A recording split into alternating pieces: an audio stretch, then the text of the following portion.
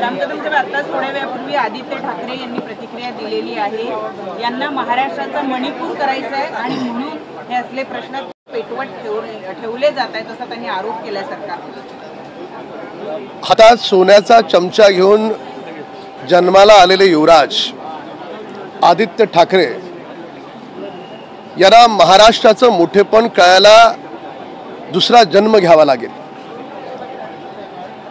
महाराष्ट्राचं नाव महाराष्ट्र आहे आणि या महाराष्ट्राला ते मणिपूरशी जोडून महाराष्ट्राला बदनाम करतात। अरे राजकारण करायला मुद्दे अनेक मिळतील, जरूर राजकारण करा, पण महाराष्ट्राला दुसऱ्या कोणत्याही प्रांताशी जोडून महाराष्ट्राच्या या मातीला, या मराठी माणसाला बदनाम करू नका।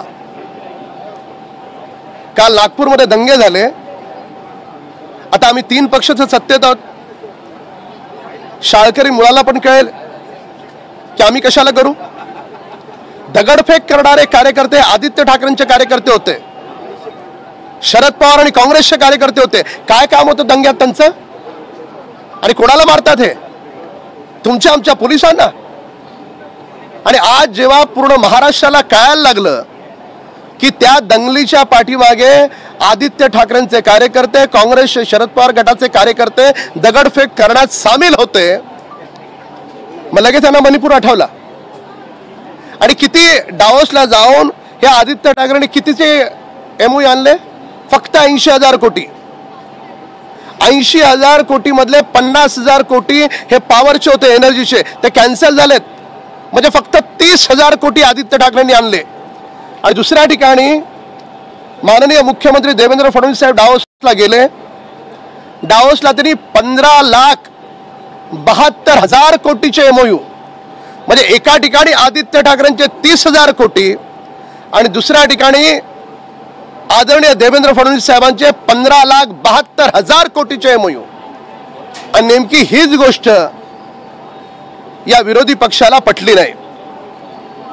आणि ज्या पद्धतीचे उद्योग महाराष्ट्रात येऊ पाहतात, महाराष्ट्र सरकारचं पूर्ण देशात, पूर्ण जगात नाव होऊ पाहतंय, हे आदित्य ठाकरेंना बघून म्हणून महाराष्ट्राची इतर प्रांताबरोबर तुलना करून ते महाराष्ट्राला बदनाम करू पाहतात। हे दुर्दैव आहे। त्यांनी आज महाराष्ट्राला इतर प्रांताशी जोडून महाराष्ट्राच्या मराठी माणसाला प्रत्यक्ष अप्रत्यक्ष पद्धतीने बदनाम केलंय। महाराष्ट्रातला पूर्ण विरोधी पक्ष हा हतबल झालाय, कारण विरोधी पक्ष नेता म्हणून बसण्यासाठी जेवढी संख्या लागते तेवढी संख्या देखील त्यांच्याकडे नाही। ज्या अबू आझमीनं औरंगजेबाचा संदर्भ पहिल्यांदा काढला, हा अबू आझमी कोणाच्या मांडीवर बसला होता? श्रीमान उद्धव ठाकरेंच्या मांडीवर। म्हणजे छत्रपती शिवाजी महाराजांना कैदेत टाकणारा औरंगजेब, वीर औरंगजेब, त्याच्या भावांना मारणारा औरंगजेब आणि त्याचा उदो करणारा अबू आझमी बसतो कोणाच्या मांडीवर? श्रीमान आदित्य ठाकरे यांचे पिताजी, यांचे वडील उद्धव ठाकरेंच्या मांडीवर बसतो। त्यांच्या समर्थनातून यांनी 2.5 वर्ष सरकार चालवलं। आणि तेच लोक इथे येऊन सांगतात की उबाटाच्या लोक करा।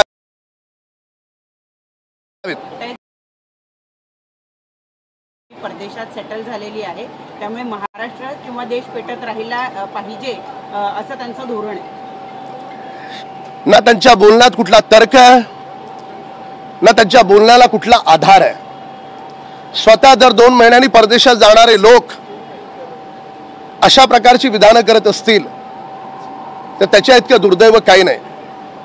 स्वतःचे उरले सुरलेले आमदार कधी एक जातील याचा नेम नाही, म्हणून त्यांना वाचवण्यासाठी ही त्यांची केविलवाणी अशा प्रकारची धडपड आहे।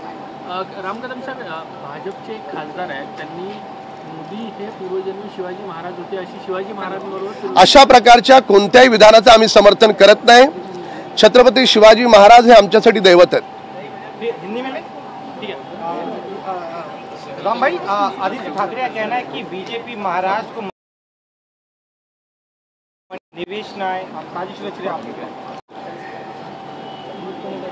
हाथ में सोने का चम्मच लेकर के आए हुए युवराज श्रीमान आदित्य ठाकरे महाराष्ट्र को किसी अन्य प्रांत के साथ जोड़कर बदनाम कर रहे हैं। नागपुर में जब दंगे हुए तो दंगों में उद्धव ठाकरे के कार्यकर्ता क्या कर रहे थे? शरद पवार और कांग्रेस के कार्यकर्ता क्यों पथराव कर रहे थे? हम तो सरकार में हैं, 3 दल, तो स्वाभाविक रूप से हमारे कार्यकाल में इस प्रकार के दंगे नहीं हो। यही हम दंगे करके महाराष्ट्र को बदनाम करने वाले ये उद्धव ठाकरे के कार्यकर्ता, ये शरद पवार और कांग्रेस के कार्यकर्ता आज महाराष्ट्र की इस पवित्र भूमि को, यह संतों की भूमि है, यह छत्रपति शिवाजी महाराज की भूमि है, इसका नाम भी है, उस भूमि को अन्य प्रांतों से जोड़कर महाराष्ट्र को नीचा दिखाने का दुस्साहस श्रीमान आदित्य ठाकरे और उनके कार्यकर्ताओं ने किया है। लेकिन वो तो कह रहे कि बीजेपी नेताओं के बच्चे विदेश में पढ़ते और आम लोगों के बच्चे सड़क पर प्रोटेस्ट करते हैं, आप अपने बच्चों को सड़क पर उतारें? जो स्वयं हर 2 महीने के बाद विदेश जाता है उनके मुख से इसी प्रकार की वाणी आएगी, इसमें कोई तथ्य नहीं है। उनसे ही पूछो कि आप हर 2 महीने में विदेश में कहाँ जाते हो। इसके अलावा काफी सवाल मेरा, आप उनका ये कहना है कि मोदी जी के हाथ में ऐसा है को आदेश दे और कब्र हटवा दे, लेकिन मूल मुद्दों पर बात करें। औरंगजेब, देखिए ये उबाटा वाले भटक चुके हैं, इनकी सुबह वाणी कुछ और होती है और शाम को वाणी कुछ और होती है। आज के सामना में उन्होंने क्या लिखा है देखिए आप। आदित्य ठाकरे ने शायद खुद का अखबार पढ़ा नहीं होगा, आज कुछ और बोल गए, दोपहर को, रात को कुछ और बोलेंगे। तो इसलिए औरंगजेब ये विषय को शुरू करने वाला अबू आजमी ये उद्धव ठाकरे जी का करीबी है। ठाकरे क्या उन्होंने ये जानबूझ करके हमारे महाराज जी का अवमान कराया है? इस पर भी उनको जवाब देना होगा। परंतु राम कदम जी आता थोड्या वेळापूर्वी छगन भुजबळ यांनी सुद्धा प्रतिक्रिया दिलेली आहे। ते असं म्हणतात की अशा पद्धतीने महाराष्ट्रामध्ये कुठेही दंगल होणं हे महाराष्ट्रातल्या जे येणारे उद्योग आहेत त्या उद्योगांना अडचणीचं ठरू शकतं। अशा पद्धतीने उद्योजक काय झालंय की आदित्य ठाकरे असताना फक्त 30,000 कोटी रुपये आले आणि देवेंद्रजींनी 15,72,000 कोटी रुपये आणले, तर फरक स्पष्ट आहे। तर त्याच्यामुळे महाराष्ट्रात उद्योग येऊ नयेत असं कोणाला वाटेल? स्वाभाविकपणे विरोधी पक्षाला वाटेल। आणि म्हणूनच या विरोधी पक्षाचे कार्यकर्ते, मग ते उद्धव ठाकरे गट, काँग्रेस, शरद पवार यांचे छगन भुजबळ असं म्हणतात ते सत्य तुमच्यावरून असं खराब होणं हे